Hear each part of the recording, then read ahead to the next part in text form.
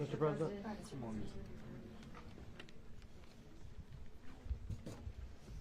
Okay, thank you very much. This is big stuff.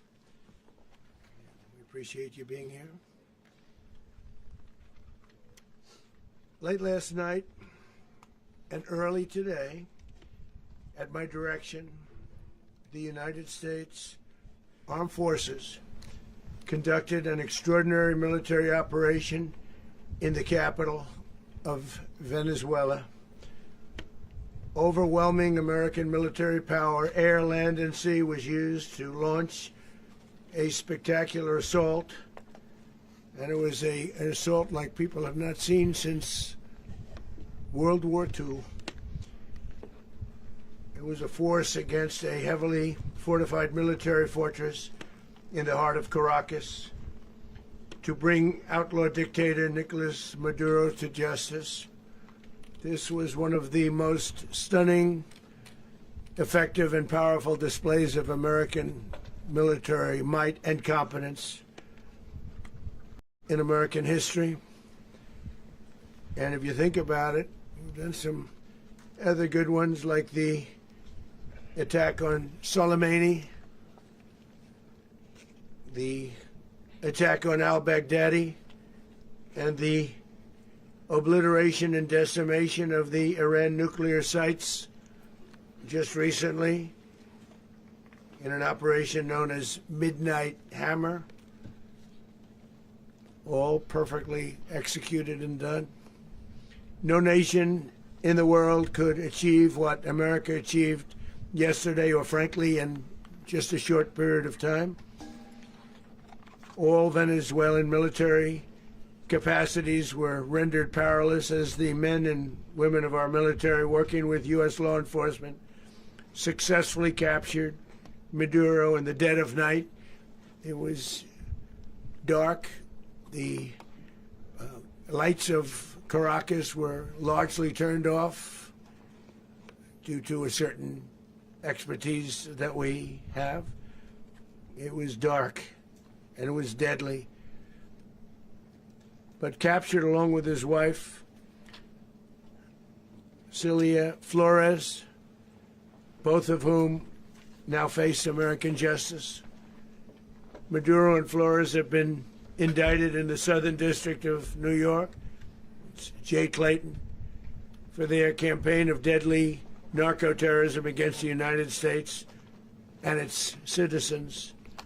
I want to thank the men and women of our military who achieved such an extraordinary success overnight with breathtaking speed, power, precision, and competence.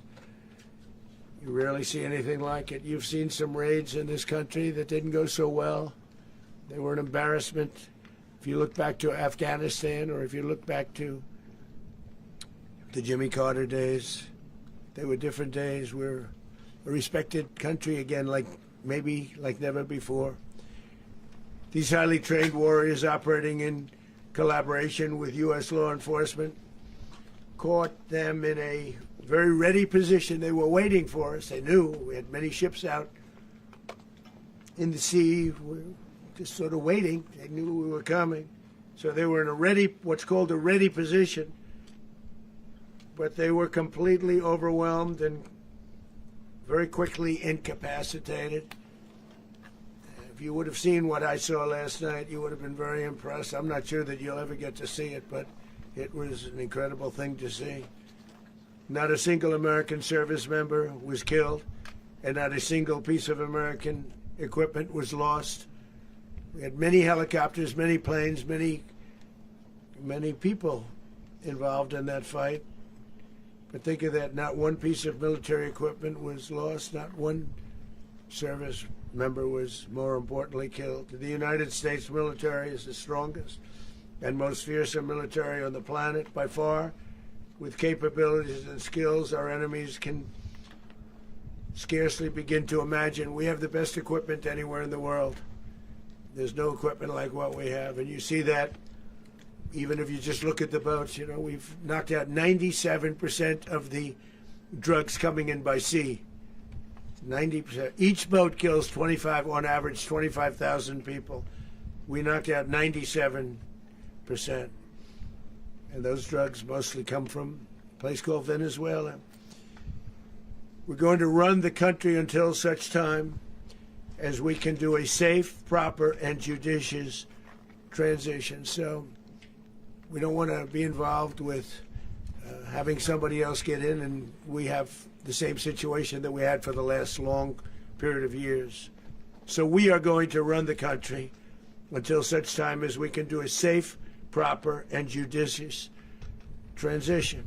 And it has to be judicious because that's what we're all about.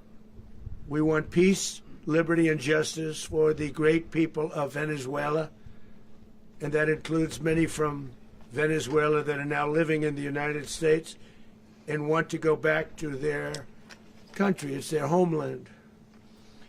We can't take a chance that somebody else takes over Venezuela that doesn't have the good of the Venezuelan people in mind. We've had decades of that. We're not going to let that happen.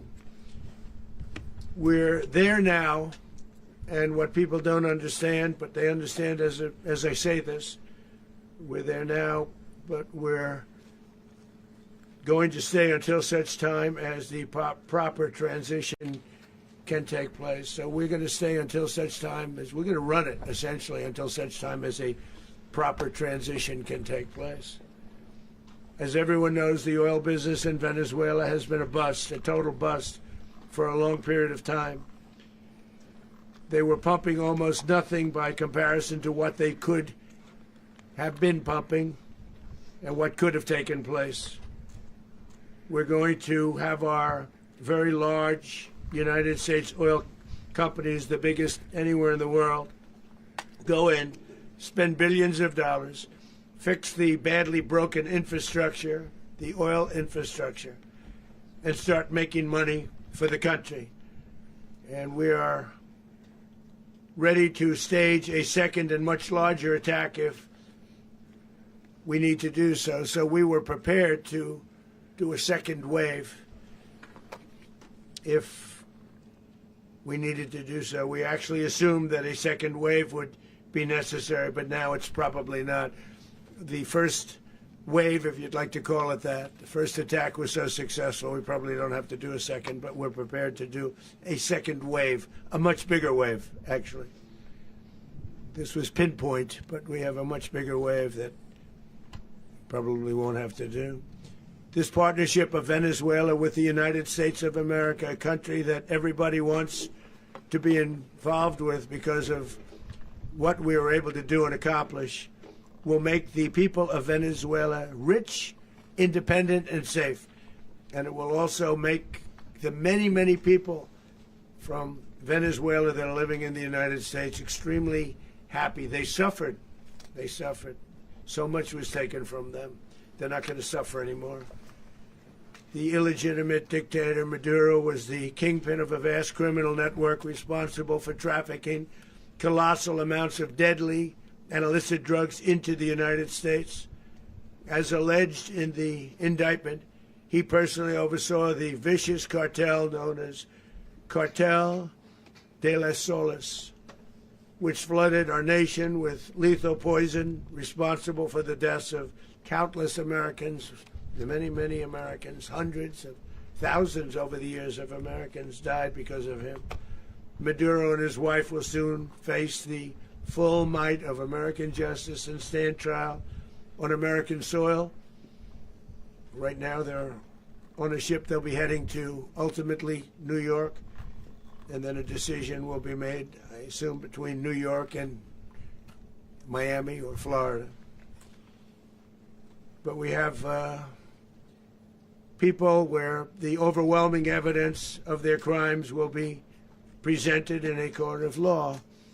And I've seen it. I've seen what we have. It's both horrible and breathtaking that something like this could have been allowed to take place. For many years after his term as president of Venezuela expired, Maduro remained in power and waged a ceaseless campaign of violence, terror, and subversion against the United States of America, threatening not only our people, but the stability of the entire region. And you all saw it. In addition to trafficking gigantic amounts of illegal drugs that inflicted untold suffering and human destruction all over the country, all over in particular the United States, Maduro sent savage and murderous gangs, including the bloodthirsty prison gang Tren de Aragua, to terrorize American communities nationwide. And he did indeed. They were in Colorado. They took over apartment complexes. They cut the fingers off people if they called police.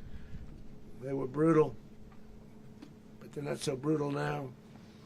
And I just have to congratulate our military, Pete and everybody, and our National Guard, because the job that they've done, whether it's in Washington, D.C., where we have a totally safe city, where it was one of the most unsafe cities anywhere in the world, frankly, and now we have no crime in Washington, D.C. We haven't had a killing. We had the terrorist attack a few weeks ago. A little bit of a different kind of a threat, but we haven't had a killing in a long period of time, 6-7 months. We used to have two, on average, 2 a week in Washington, our capital. We don't have that anymore. The restaurants are opening. Everyone's happy. They're walking their daughters, they're walking their children, their wives, they walk to restaurants. Restaurants are opening all over Washington, D.C. So I want to thank the National Guard, I want to thank our military, and I want to thank law enforcement. It's been amazing. And they should do it with more cities. We're doing it, as you know, and we're doing it in Memphis, Tennessee right now, and crime is down. We've just sort of started a few weeks ago, but crime is down now 77%.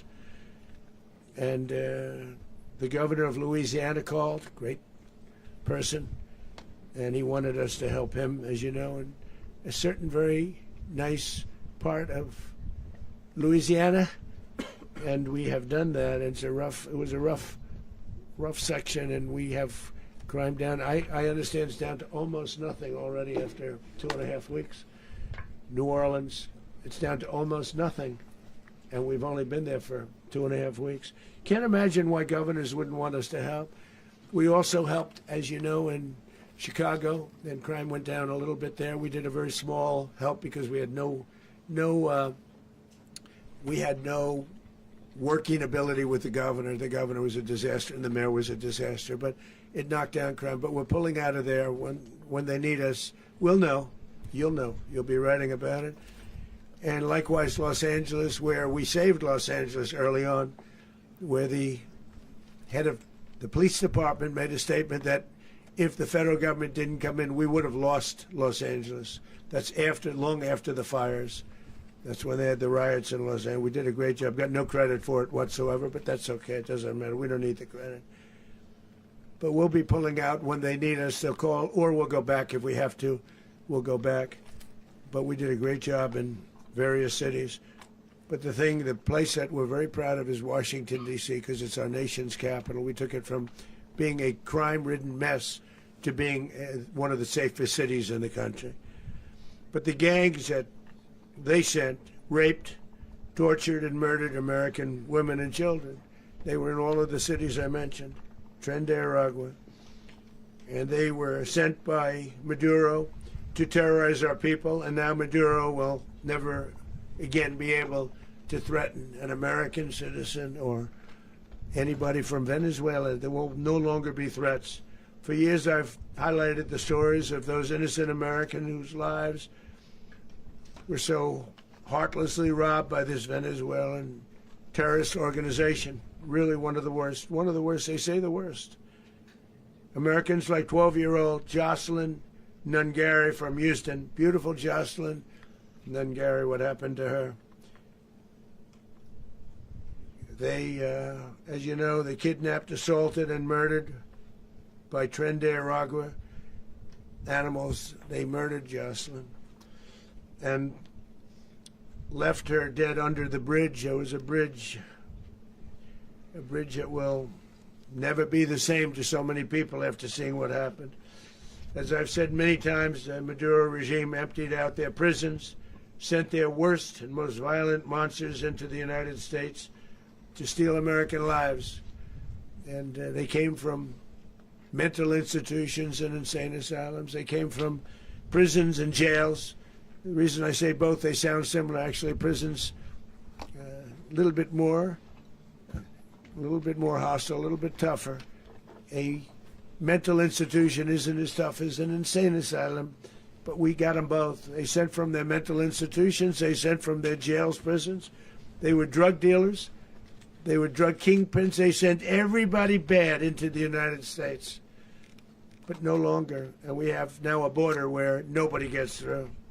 In addition, Venezuela unilaterally seized and stole American oil, American assets, and American platforms, costing us billions and billions of dollars.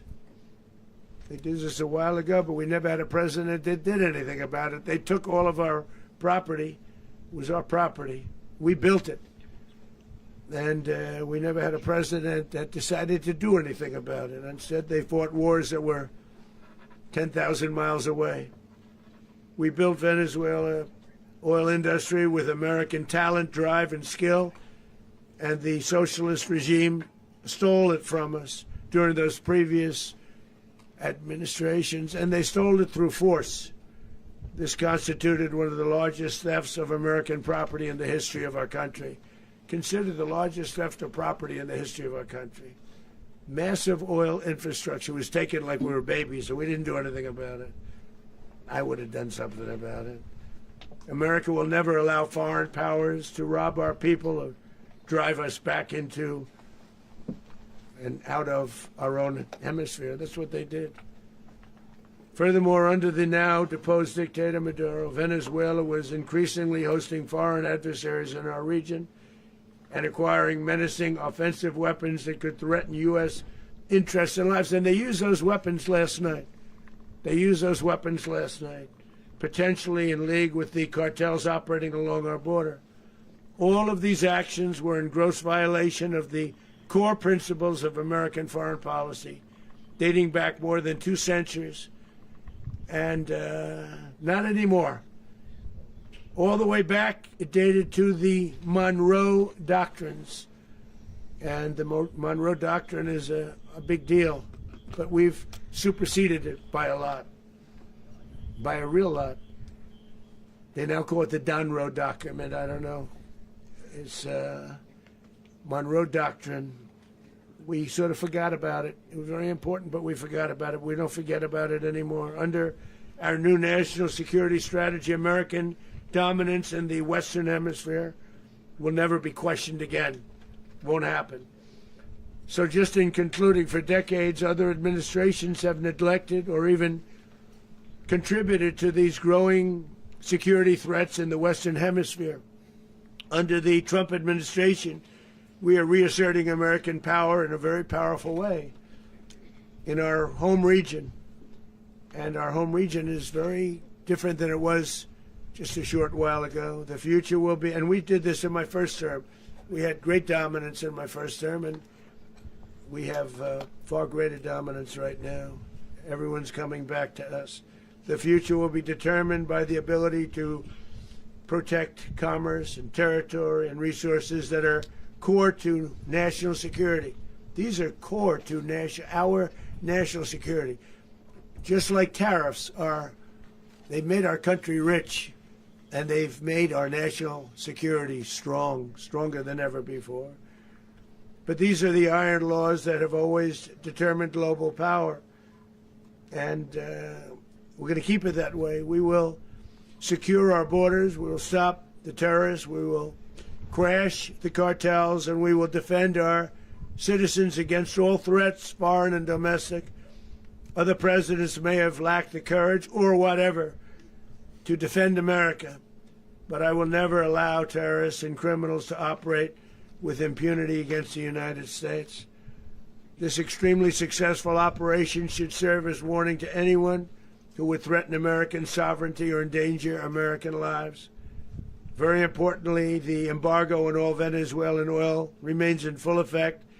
The American Armada remains poised in position, and the United States retains all military options until United States demands have been fully met and fully satisfied. All political and military figures in Venezuela should understand what happened to Maduro can happen to them, and it will happen to them if they aren't just fair, even to their people. The dictator and terrorist, Maduro, is finally gone in Venezuela. People are free. They're free again. It's been a long time for them, but they're free. America is a safer nation. This morning, it's a prouder nation this morning because it didn't allow this horrible person and this country that was doing very bad things to us. It didn't allow it to happen. And the Western Hemisphere is right now a much safer place to be. So I want to thank everybody for being here. I want to thank General Raisin Kane. He's a fantastic man. I've worked with a lot of generals. I worked with some I didn't like. I worked with some I didn't respect. I worked with some that just weren't good. But this guy is fantastic. I watched last night one of the most precise attacks on sovereignty. I mean, it was an attack for justice. And I'm very proud of him, and I'm very proud of our Secretary of War, Pete Hegseth, who I'm going to ask to say a few words. Thank you very much. Mr. President, can you explain how the U.S. will run Venezuela? Well, thank you, Mr. President. Finally, a commander-in-chief the world respects and the American people deserve. And as the President said, words can barely capture the bravery and the power and the precision of this historic operation. A massive joint military and law enforcement raid flawlessly executed by the greatest Americans our country has to offer. American warriors are second to none, the best in the world and the best of our country. What all of us witnessed last night was sheer guts and grit, gallantry and glory of the American warrior. I'm simply humbled by such men, and I tip my hat to our chairman, Dan Raisin Kane, and all those Americans who stood watch last night. Our warriors are the elite of America, and again, President Trump has your back. No other country on planet Earth, and it's not even close, could pull this kind of operation off. And no other president has ever shown this kind of leadership, courage, and resolve. The most powerful combination the world has ever seen. As the President said, our adversaries remain on notice. America can project our will anywhere, anytime. The coordination, the stealth, the lethality, the precision, the very long arm of American justice, all on full display in the middle of the night. Nicolas Maduro had his chance, just like Iran had their chance, until they didn't and until he didn't. He effed around, and he found out. President Trump is deadly serious about stopping the flow of gangs and violence to our country. Deadly serious about stopping the flow of drugs and poison to our people. Deadly serious about getting back the oil that was stolen from us. And deadly serious about reestablishing American deterrence and dominance in the Western Hemisphere. This is about the safety, security, freedom, and prosperity of the American people. This is America first. This is peace through strength. And the United States War Department is proud to help deliver it. Welcome to 2026, and under President Trump, America is back. I'd like to welcome now our chairman, Chairman Raisin Kane, to give a few more details about the operation. Mr. Chairman. Thank you, Mr. Secretary. Thank you, Mr. President, and good morning. Last night, on the order of the President of the United States and in support of a request from the Department of Justice, as the President said, the United States military conducted an apprehension mission in Caracas, Venezuela, to bring to justice two indicted persons, Nicolas and Cecilia Maduro. This operation, known as Operation Absolute Resolve, was discreet, precise, and conducted during the darkest hours of January 2nd and was the culmination of months of planning and rehearsal, an operation that, frankly, only the United States military could undertake. What I'd like to do this morning is talk to you through some of the preparation and the details without compromising any of our tactics, techniques, and procedures. There is always a chance that we'll be tasked to do this type of mission again. Our interagency work began months ago and built on decades of experience of integrating complex air, ground, space, and maritime operations. While the past 2 decades have honed the skills of our special operations forces, this particular mission required every component of our joint force, with soldiers, sailors, airmen, Marines, and Guardians working in unison with our intelligence agency partners and law enforcement teammates in an unprecedented operation. We leveraged our unmatched intelligence capabilities and our years of experience in hunting terrorists, and we could not have done this mission without the incredible work by various intelligence agencies, including the CIA, NSA, and NGA. We watched, we waited, we prepared, we remained patient and professional. This mission was meticulously planned, drawing lessons from decades of missions over the last many years, many missions over these last many years. This was an audacious operation that only the United States could do. It required the utmost of precision and integration within our joint force. And the word integration does not explain the sheer complexity of such a mission. An extraction so precise it involved more than 150 aircraft launching across the Western Hemisphere in close coordination, all coming together in time and place to layer effects for a single purpose: to get an interdiction force into downtown Caracas while maintaining the element of tactical surprise. Failure of one component of this well-oiled machine would have endangered the entire mission, and failure is never an option for America's joint force. Those in the air over Caracas last night were willing to give their lives for those on the ground and in the helicopters.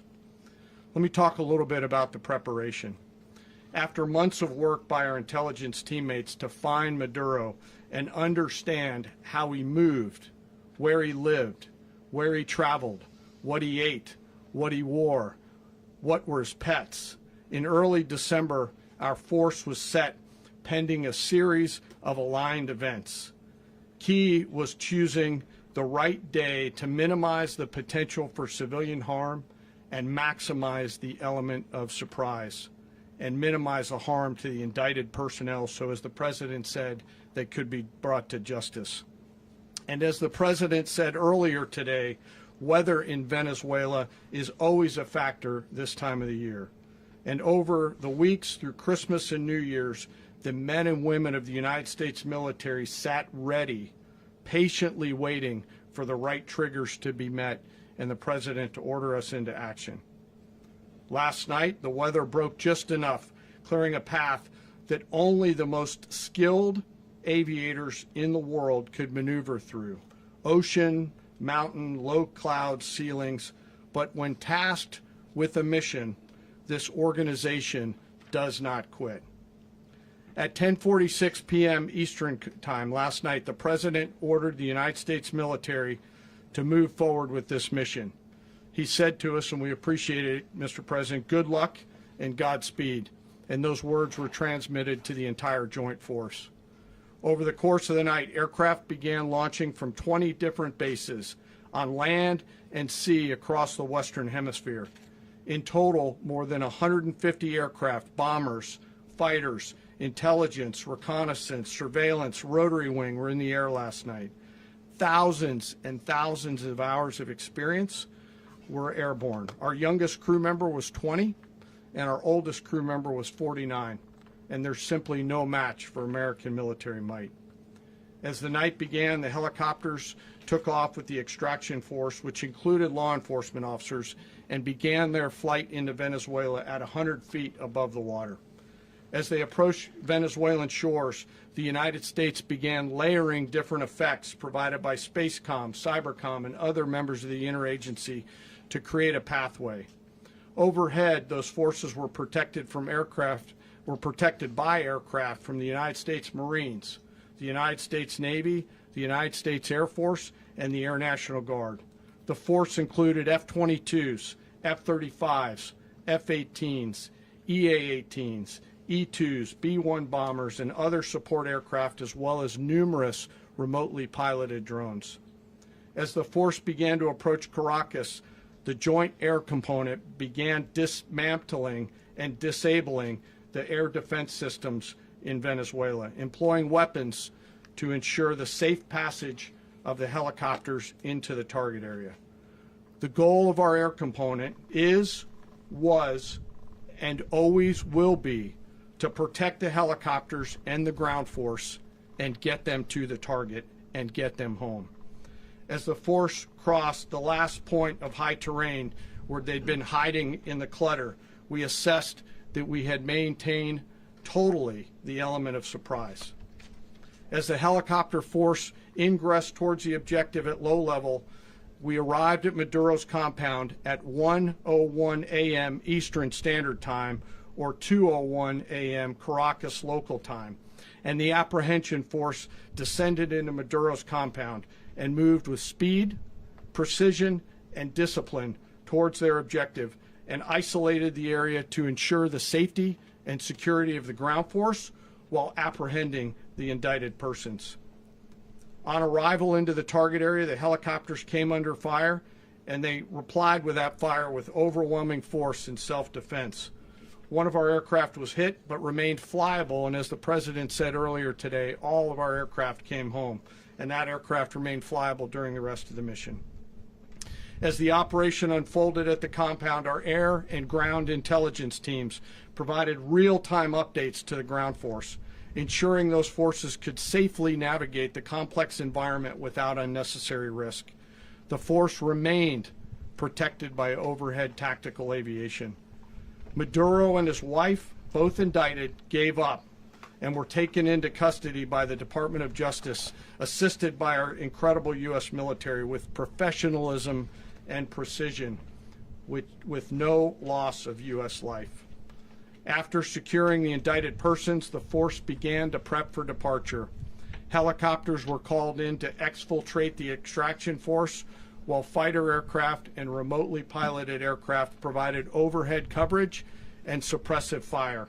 There were multiple self-defense engagements as the force began to withdraw out of Venezuela. The force successfully exfiltrated and returned to their afloat launch bases, and the force was over the water at 3:29 a.m. Eastern Standard Time with indicted persons on board.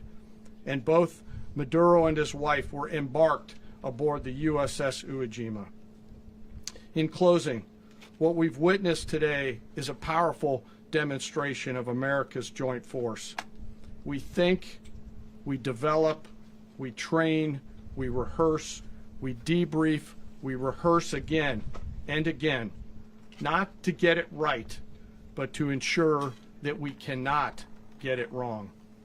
Our jobs are to integrate combat power so when the order comes, we can deliver overwhelming force at the time and the place of our choosing against any foe anywhere in the world. I am immensely proud today of our joint force and filled with gratitude to represent them here today. There is simply no mission too difficult for these incredible professionals and the families that stand by them and support them. As we stand here this morning, our forces remain in the region at a high state of readiness, prepared to project power, defend themselves, and our interests in the region. This operation is a testament to the dedication and unwavering commitment to justice and our resolve to hold accountable those who threaten peace and stability. In closing, I want to express my heartfelt gratitude to the brave men and women who executed this mission. Their courage and tireless commitment to our nation are what makes us strong. Thank you, Mr. Secretary, and thank you, Mr. President. Thank you very much. Well, I don't have much to add to what you've heard now, other than the following points. Nicolas Maduro was indicted in 2020 in the United States He is not the legitimate president of Venezuela. That's not just us saying it. The first Trump administration, the Biden administration, the second Trump administration, none of those three recognized him. He's not recognized by the European Union and multiple countries around the world. He is a fugitive of American justice with a $50 million reward, which I guess we saved $50 million. And We should make sure. yeah, exactly. But Don't let anybody claim it. Nobody deserves it but us.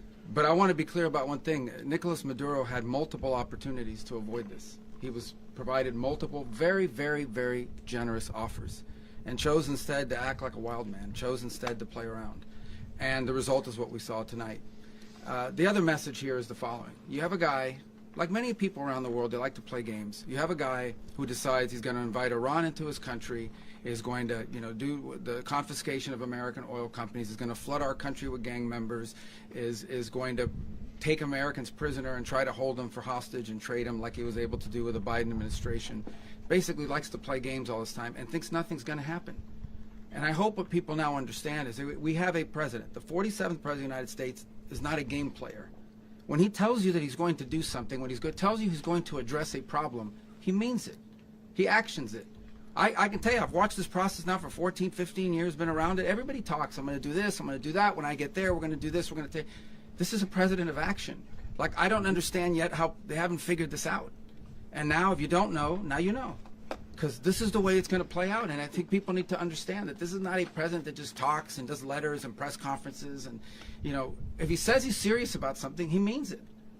And this is something that was a direct threat to the national interest of the United States. And the president addressed it.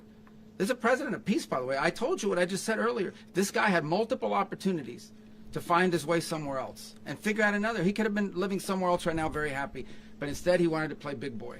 And so now, he's got other sets of problems on his hands. And but I think the message here should be for the world. But the president doesn't go out looking for people to pick fights with. He's not generally wants to get along with everybody. We'll talk and meet with anybody. But don't play games. Don't play games with this president's in office because it's not going to turn out well. And so I hope that, I guess that lesson was learned last night, and we hope it'll be instructive moving forward. Is that a message for Cuba? Mr. President. Mr. President. Mr. President. Mr. President. Mr. President. Mr. President. You said that the U.S. is going to run Venezuela. So who's in power right now? Well, we're going to be running it with a group, and we're going to make sure it's run properly. We're going to rebuild the oil infrastructure, which will cost billions of dollars. It'll be paid for by the oil companies directly. They will be reimbursed for what they're doing, but it's going to be paid. And we're going to get the oil flowing the way it should be. As you know, it was just a minor flow. It was actually a minor flow for what they have. But we're going to run it properly, and we're going to make sure the people of Venezuela are taken care of. We're going to make sure the people that were forced out of Venezuela by this thug are also taken care of. Mr. President. Mr. President. Mr. President. Mr. President. President, does the U.S. running the country mean that U.S. troops will be on the ground? How will that work? Well, they always say boots on the ground. Oh, so we're not afraid of boots on the ground if we have to have. We had boots on the ground last night at a very high level, actually. We're not afraid of it. We don't mind saying it.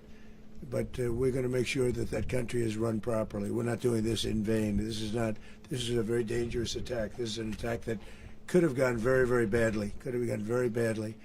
We could have lost a lot of people last night. We could have lost a lot of dignity. We could have lost a lot of equipment. The equipment is less important, but we could have lost a lot.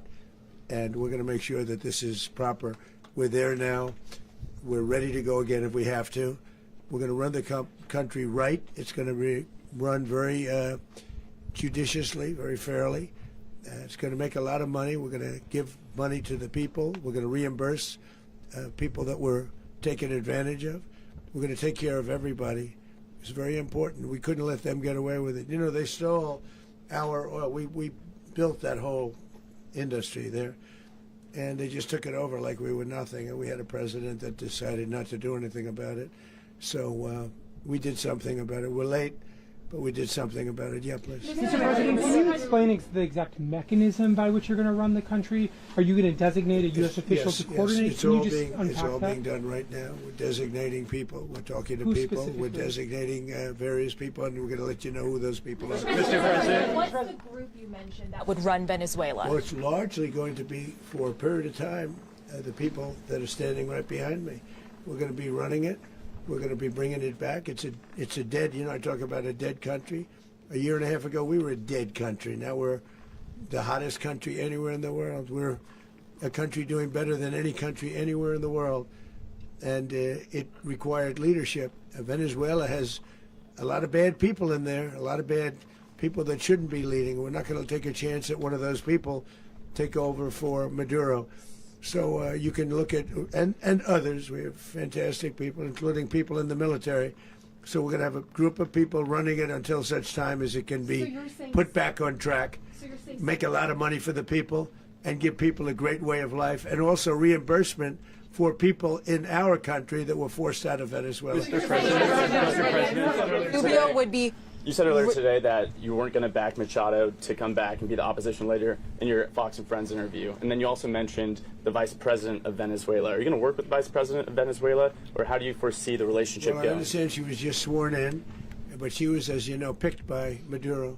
So Marco's working on that directly. He just had a conversation with her, and she's essentially willing to do what we think is necessary to make Venezuela great again. Very simple. Mr. President, Colombian President Gustavo Petro, a couple weeks ago, you said he's got to watch his ass. And today he said he's not concerned about anything happening to him in the aftermath of this operation. So just what your message is Well, about he that. has cocaine mills. He has factories where he makes cocaine. And yeah, I think I stick by my first statement. He's making cocaine. They're sending it into the United States. So he does have to watch his ass. Mr. President, Did you notify any members of Congress in advance? Marco, do you want to talk about that? Because you were involved in it. Sure. We call members of Congress immediately after. This was not the kind of mission that you can do congressional notification on. It was a trigger-based mission in which conditions had to be met night after night. We watched and monitored that for a number of days. So it's just simply not the kind of mission you can call people and say, hey, we may do this at some point in the next 15 days. But it's largely a law enforcement function. Remember, at the end of the day, at its core, this was an arrest of 2 indicted fugitives of American justice, and the Department of War supported the Department of Justice in that job. Now, there are broader policy implications here, but it's just not the kind of mission that you can pre-notify because it endangers the mission. If I could add one thing to that, Congress has a tendency to leak. This would not be good. If they leaked, General, I think it would have been maybe a very different result. But I have to say, they knew we were coming at some point, We had a lot of ships out there. They sort of knew we were coming. Mr. President, But Congress will leak, and we don't want leakage. Mr. President, You were one of the only people to watch this all play out live. What was Maduro doing when the U.S. forces entered what I assume would be his home? And also, was there any point where the U.S. was considering if Maduro pushed back or resisted killing Maduro? It could have happened. It could have happened. He was trying to get into a safe place. You know what a safe place is, all steel. And he wasn't able to make it to the door because our guys were so fast. They went through the opposition so fast. And there was a lot of opposition. People were wondering, do we get them by surprise? Sort of surprised, but they were waiting for something. It was a lot of opposition. There was a lot of gunfire. You saw some of it today. But he was trying to get to a safe place, which wasn't safe because we would have had the door blown up in about 47 seconds, they say on average, regardless of how thick the steel was.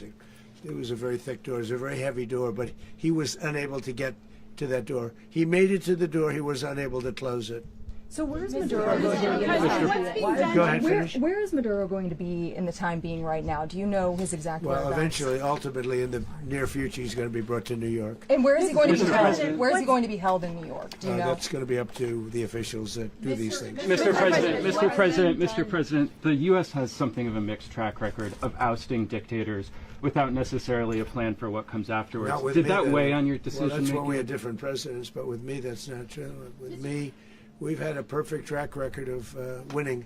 We win a lot, and we win. If you look at Soleimani, you look at al-Baghdadi, you look at the Midnight Hammer. Midnight Hammer was incredible. Right now, you wouldn't have peace in the Middle East. We have essentially peace in the Middle East because of that. If we weren't successful with Midnight Hammer, you wouldn't have peace in the Middle East. So with me, you've had a lot of victory. You've had only victories. You've had no losses. Yeah. Mr. President, can you?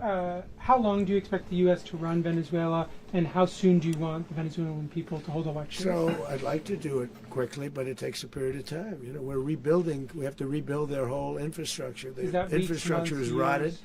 It's actually very dangerous. It's blow-up territory. Oil is very dangerous. It's a very dangerous thing to take out of the ground. It can kill a lot of people. It has killed a lot of people doing just that. The infrastructure is old. It's rotted. Much of it is stuff that we put there 25 years ago, and we're going to be replacing it. And we're going to take a lot of money out so that we can take care of the country. Are you saying that Secretary Rubio and Mr. President, China, Russia, and Iran have interests in Venezuela. How does this operation affect your relationships with them when it comes to the oil and drugs? In terms of China and Russia, Russia when we get things straightened out. But in terms of other countries that want oil, we're in the oil business. We're going to sell it to them. We're not going to say we're not going to. In other words, we'll be selling oil. Probably in much larger doses because they couldn't produce very much because their infrastructure was so bad. So we'll be selling large amounts of oil to other countries, many of whom are using it now, but I would say many more will come. Are you saying that, Mr. President, are you saying that? Mr. President, thank you. What is your message to the people of Venezuela today? Of course, the civilian population specifically, they have a lot of questions. What is your message to the people of Venezuela? That you're going to have peace, justice. You're going to have some of the riches that you should have had for a long period of time. It was stolen from you. But you're going to have peace and you're going to have safety. You're going to have justice. You're going to have a country. You're going to have a real country. You're going to have potentially a great country. You know, if you go back 20 years, maybe even a little longer ago, that was a great country. And they destroyed it. Remember I said that if we lose this election, the United States will be Venezuela on steroids. That's what would have happened. Had we lost the election, the 2024 election, we suffered so badly when you look at the border from 2020. What they did, what Joe Biden administration did to our country should never be forgotten.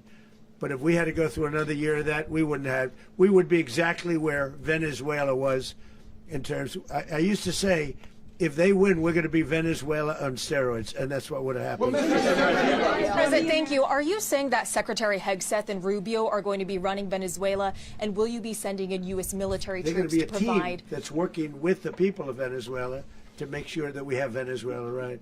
Because for us to just leave, who's going to take over? I mean, there is nobody to take over. You have a vice president who's been appointed by Maduro.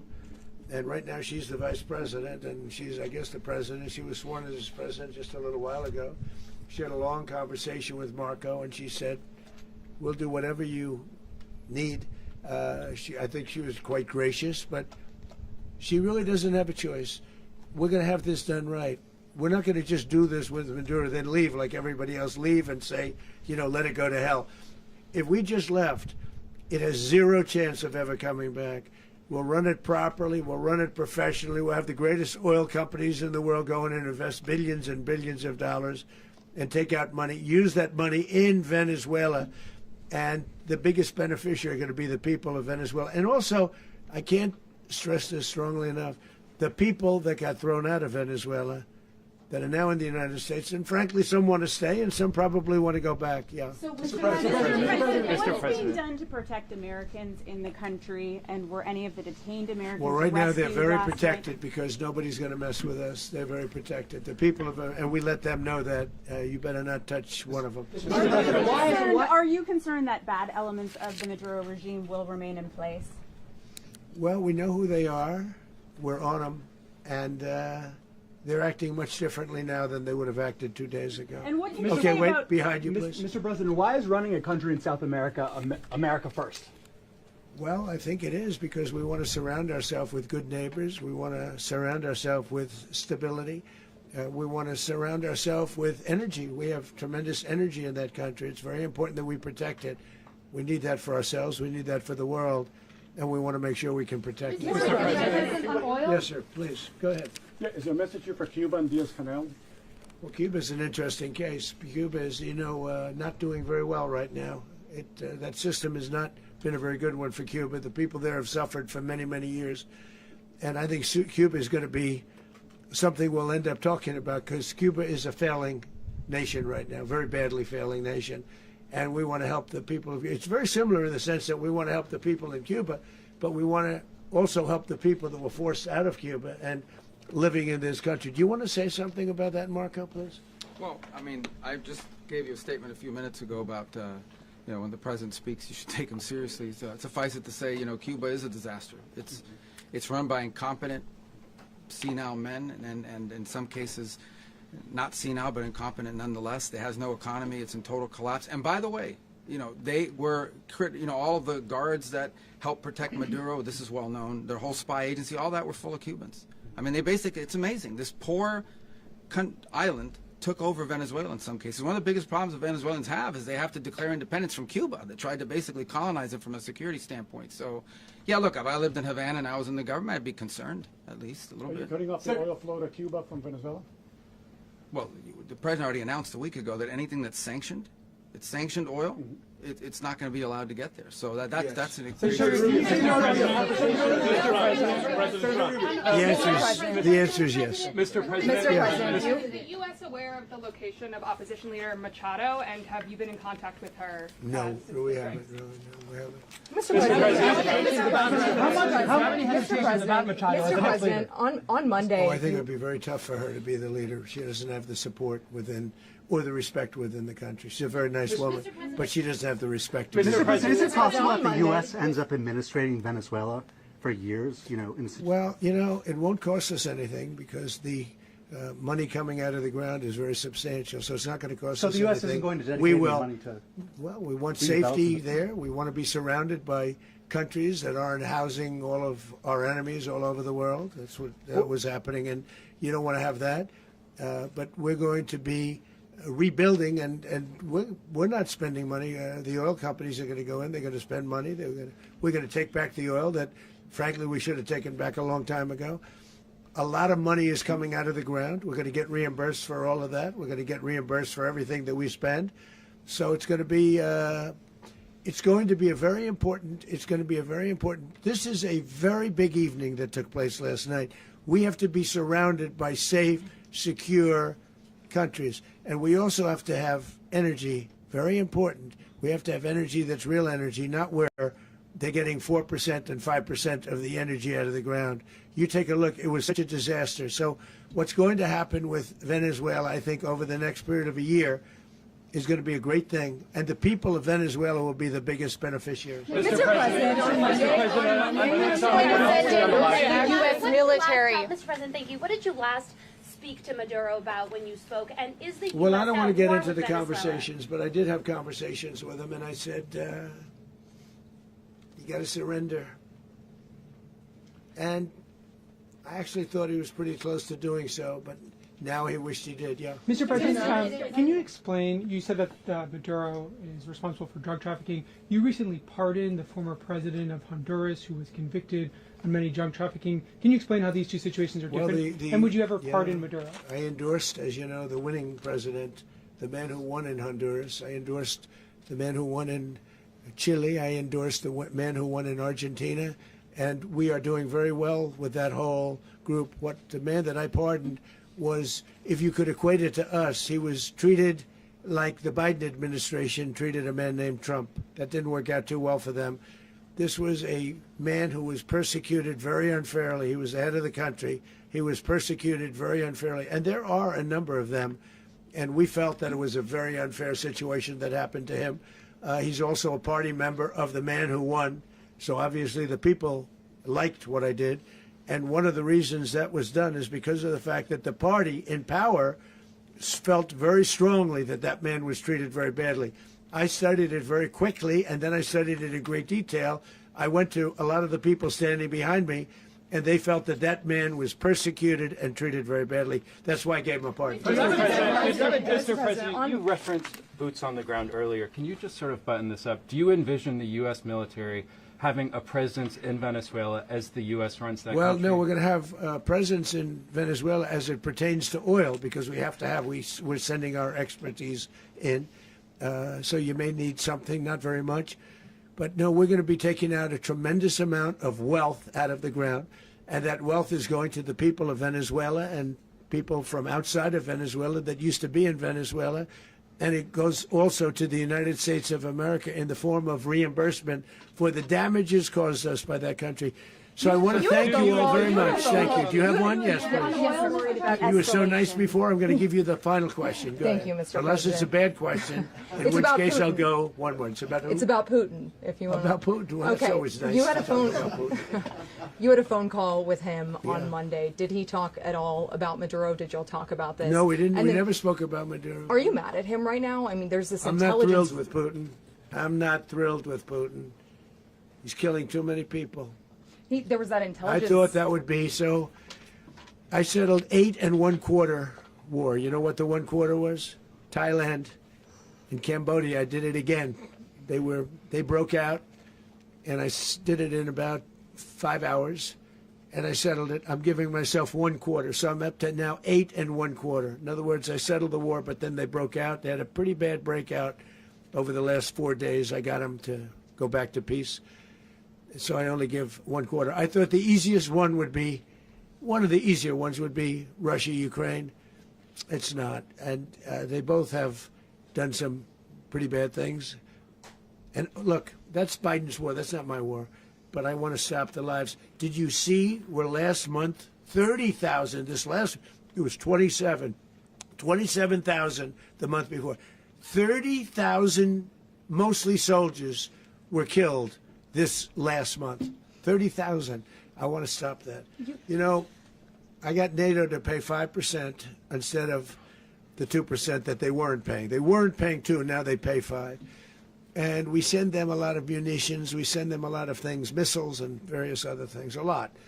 And they pay. The United States is not losing money. We're probably making money on that. It's the last thing I care about. I just want to stop all those people. We're losing 25, 30,000 human beings that come from 2 places that are very far away. But if I can stop, because it's something I've been pretty good at doing, deals, I guess. It's all a deal. Life is a big deal. But if I can stop that war and stop 30,000 young people, in addition to the fact that people are being killed in Kiev, people are being killed in other cities, a much smaller number, but they're being killed, viciously killed. So I'm not happy about it. I thought that would be something that would get solved. We have Mr. Witkoff here. I think that we're making progress, but that's a war that should have never happened. If I were president, it would have never happened. Putin says it. Everybody says it. If I were president, that would have never happened. But I inherited that war. That was Joe Biden, Zelensky, and Putin. I came into the situation, and it's a mess. And I will say this. I watched an operation last night that was so precise, that was so brilliant. I mean, it was incredible. If we had our people, like this general and our people involved, that war would not have gone on very long, that I can tell you. You told me That war, to use an old term, that war has become a bloodbath. And we want it to get stopped. Thank you very much. Are you concerned a rogue Venezuelan general can take over the country? Can you talk about your conversation with the vice president?